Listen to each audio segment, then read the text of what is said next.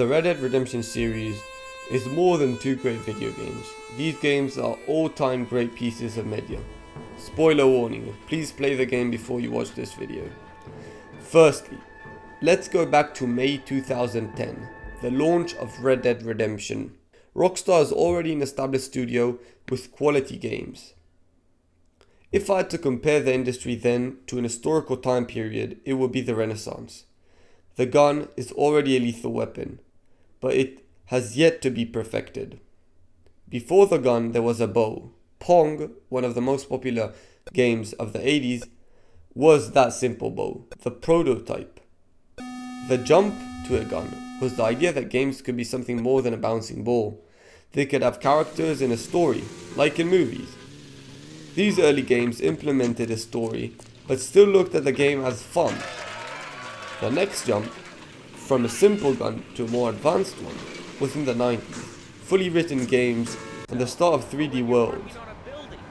From games, they became rich universes filled with lore. One example of such jump is from GTA 1 to GTA 3, 2D to 3D, from a game to an immersive world. Next up, like in the film industry, came refinement. It took years for developers to craft the right recipe for a good video game. But at the start of the 2000s, tech was improving drastically. Stronger gaming consoles and PCs made it easier for audiences to play games. With a bigger audience, budget for games grew. About 15 to 20 devs worked on GTA 1 in 1995. In a matter of 11 years, GTA 4's budget was $100 million. Lastly, before we go to our main topic, Red Dead Redemption, let's review the biggest releases until 2010. Games were good, really good.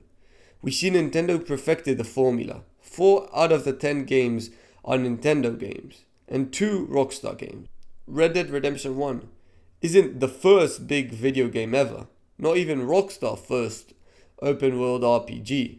Somehow it delivered, even won Game of the Year in 2010. In a strong year, beating a Mass Effect 2 and Mario Galaxy 2. So why? Why is Red Dead Redemption special? I'll try to answer it in this video. Red Dead Redemption was Rockstar's first attempt at a more serious narrative-driven game. If it wasn't for the amazing writing and plot, this game would be quite boring. Anyone who complained in Red Dead Redemption 2 about shoveling shit in missions would die of boredom within the first 3 hours of the game.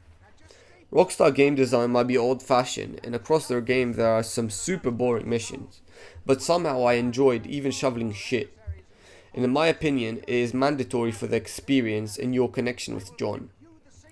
When I judge a story and a plot in any piece of media, such as books, movies and TV series, I always look at how deep it is and how much the writer is willing to sacrifice. My theory is, to intensify one emotion, you have to bring the opposite one. For example, if you want the reader of a book to feel joy, you must bring sadness. When the writer isn't willing to sacrifice much, you can feel it. And when a piece only has happiness and joy, like an economy, the value of joy goes down. In Red Dead Redemption, you lose a lot but gain much more.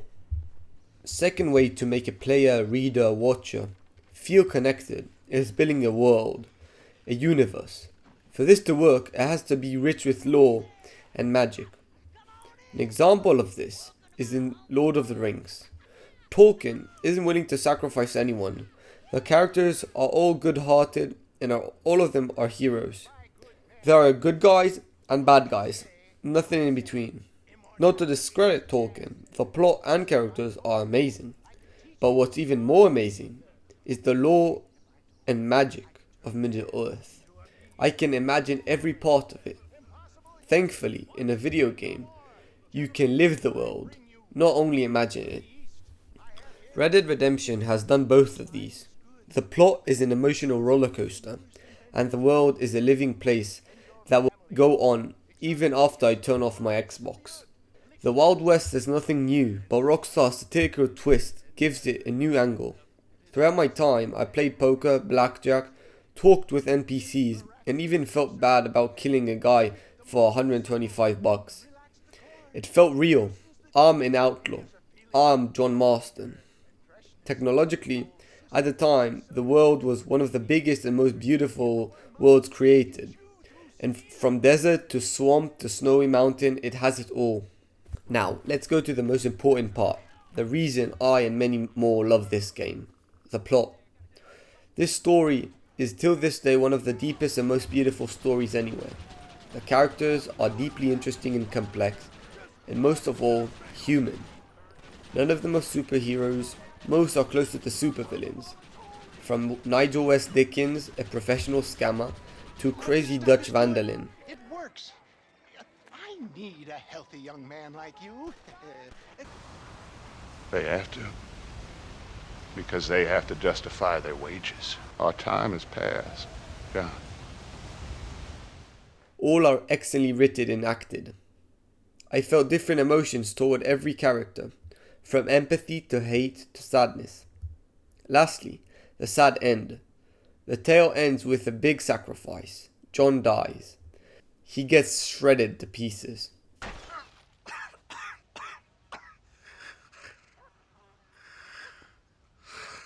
The marvel is how real and sad the loss is. Rockstar made us love a degenerate murderer. And that is the beauty of RDR1. And when I die, don't bury me. The story of the last gang of outlaws comes to an end in the first game, and Rockstar chooses wisely how to make a sequel. Actually, a prequel. In the first game we hear a lot about the gang, but only meet some characters such as Javier Escuela, Bill and Dutch. But in RDR2 we see old ones in a far deeper way and meet new ones. This time we play as Arthur Morgan, the best video game protagonist ever made. We meet new characters and none of them disappoint. The writing and acting again is top tier, even beating the previous game. Like the previous game, RDR2 meets and beats my two criteria, with phenomenal open world and a story like no other. After playing both, it seems the first is a practice project for Rockstar, and the second was the real deal. RDR2 is bigger, prettier and better. Every interaction in the game feels organic, and the conversations are flowing. The same is true for the cutscenes, which you have 19 hours of. RDR2 has so many characters, and all of them are different and have different personalities and are memorable. The loss of each one of them is sad because you spend so much time with them. That leads me to the final point, the connection with Arthur and video game protagonists as a whole. In my opinion, who you play as in a video game can have a massive effect, similar to camera play in movies. You play as Arthur for such a long period of time, you become him. I believe that video games have the biggest potential to create a strong connection to the protagonist in the characters. I believe that in the future, if more developers look at this game and try and implement writing and looking at a game as more than fun, more masterpieces will be on their way. As I said earlier, Arthur is the most complex and overall best video game protagonist ever created.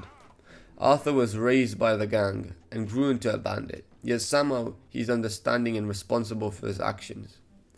Arthur's transition from an alpha strong male to a terminally ill and scared person is so sad to see.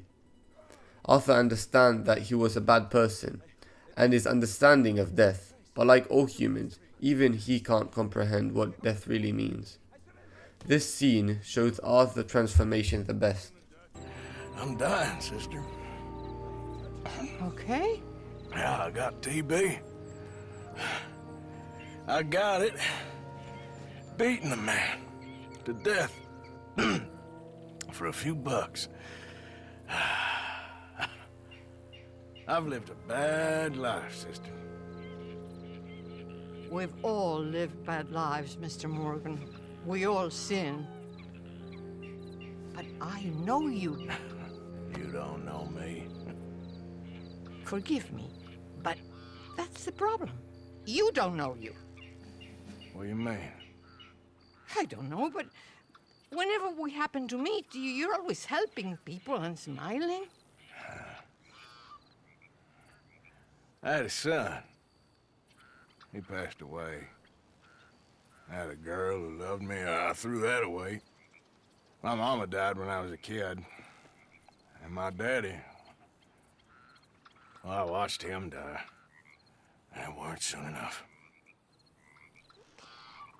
My husband died a long time ago. Life is full of pain. But there is also love and beauty. What am I gonna do now? Be grateful that for the first time, you see your life clearly. Sure. Perhaps you could help somebody. Helping makes you really happy. But I still don't believe in nothing. Often, neither do I. I guess I'm afraid. Finally, Arthur's sad but somehow hopeful death. Hearing and seeing this gives me goosebumps to this day.